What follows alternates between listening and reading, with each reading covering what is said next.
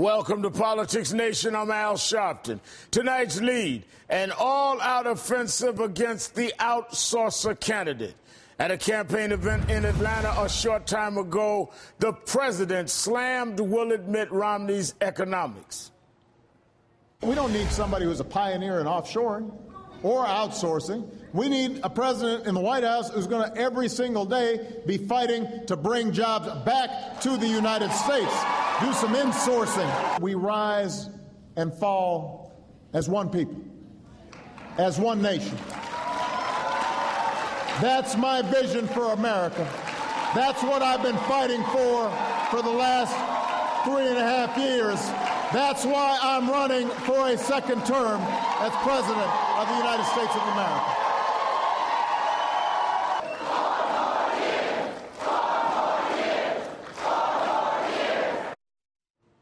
President Obama is looking for a second term. He's fighting for an America where all can succeed, not just those at the very top.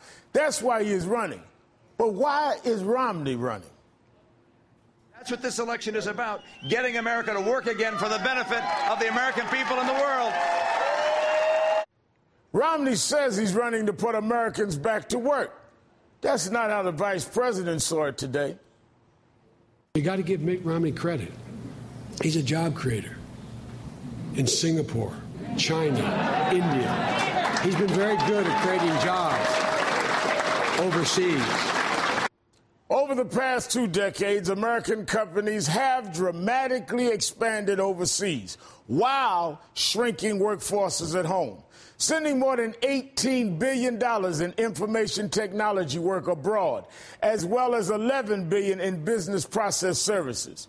Governor Romney is by no means responsible for all of that, but Bain profited off that business model. Strangely, Romney is now arguing that he'd stop jobs from being outsourced. We will not let China continue to steal jobs from the United States of America. Chinese are smiling all the way to the bank, taking our currency and taking our jobs and taking a lot of our future. And I'm not willing to let that happen. Okay, so his argument is I'm going to put an end to the practice that I'm proud to have made money doing. That level of disconnect extends far beyond his belief in shipping American jobs, as the vice president pointed out today.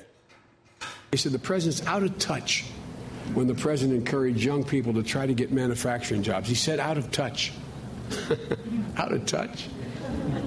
A prospect of a president with a Swiss bank account and a retirement investments in the Cayman Islands? All kidding aside, did you ever think you'd be choosing between 2 people running for president, one of whom had a Swiss bank account? Yeah. Whoa. Out of touch. Joining me now is Bob Strom, a Democratic strategist who ran Ted Kennedy's race against Mitt Romney in 1994, and Peter Goodman, business editor for the Huffington Post. He's written a cover story in the premier issue of Huffington Post magazine about Obama's relationship with young voters. Thank you both for being here this evening. Thank you. Glad to be here, Reverend. Bob, let me start with you. Clearly, the Obama campaign is going on the offensive against the Bain's Capital's ties to outsourcing. Is that Biden appeal effective? Oh, I think it's tremendously effective, and I think it's going to hurt Romney very badly. You know, the establishment in the Acela corridor kind of looked down on the Obama campaign, criticized it when it started doing this. And I think what they're doing is they're weaving a narrative arc here that says the guy destroyed jobs, made money in business. The guy outsourced jobs, offshore jobs, made money in business. 47th in job creation as governor of Massachusetts. And this narrative arc is going to continue all the way through Medicare, his proposals on taxes, and the Republicans blocking jobs bills in Congress. I can tell you, having looked at a lot of polling and a lot of campaigns, this outshoring and offshoring argument is really a killer. How is this going to play in Pennsylvania, in the swing states, Ohio? How is this going to play in those states? Well, it's going to be most powerful. It's going to be most powerful in those states, in Ohio, in Pennsylvania, in Michigan, in Iowa, in Wisconsin. That argument is going to have real potency, and it's going to be one of the many building blocks. And you heard the president actually put it very clearly in that excerpt you played of the fundamental choice he's putting before the country, which is who's going to fight for the many, who's going to stand up for the many, and who only cares about the few. Peter, when you look at the polling of swing states, it seems that this is being effective. 64% of Democrats believe private equity hurts voters.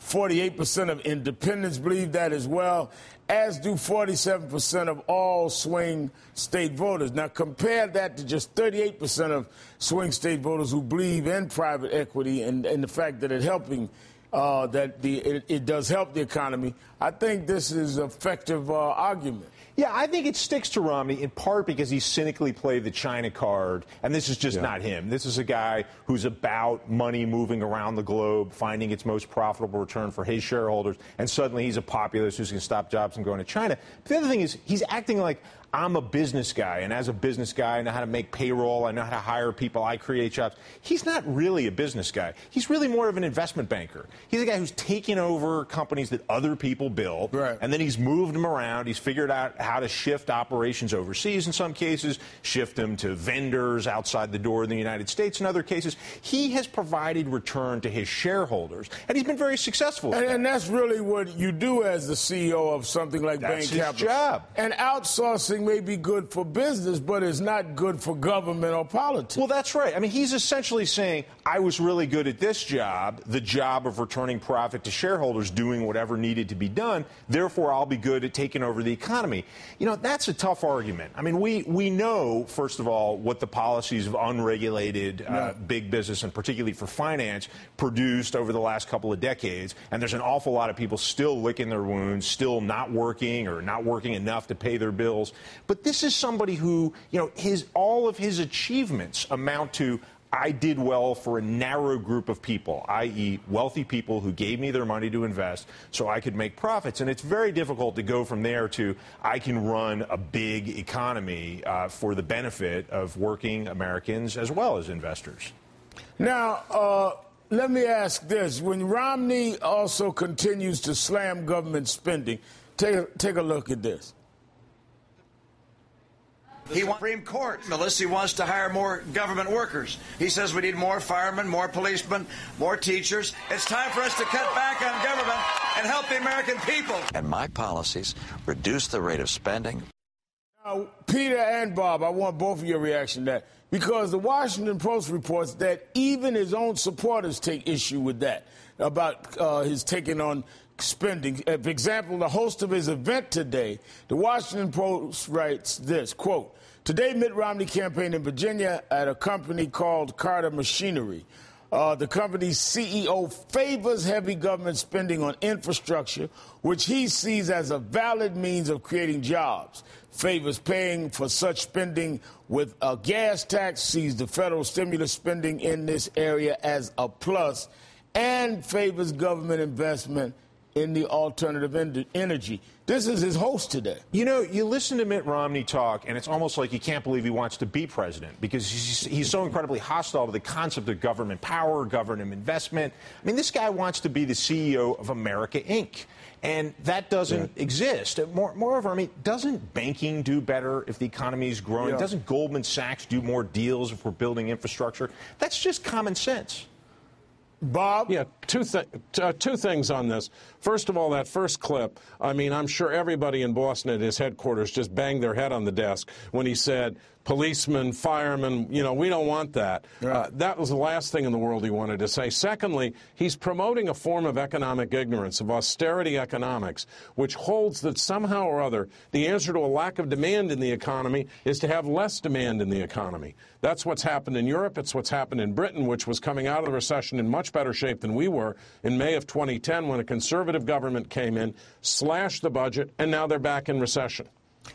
Now, President Obama slammed Romney for favoring an economy where the rich simply get richer. Listen. And on this tax code, as I said, I do not think that a $250,000 tax break for me or Mr. Romney He'd get a little more. He's got more than I do. I don't think that's more important than us hiring outstanding teachers. Middle-class people all across the country would end up seeing higher taxes to pay for tax cuts for Mr. Romney and me. It ain't right. Bob, that's directly addressing what you just raised about teachers, police, and where really the priorities are going to be for the next 4 years for whoever's president. Yeah, and again, he's putting the fundamental choice. Who's going to stand up for the middle class, and who's going to give all the tax breaks and all the benefits to the wealthy? Look, the president's very powerful and persuasive here. He started this back in September with his job speech to Congress. He's taken some flack from the elites and the conventional wisdom.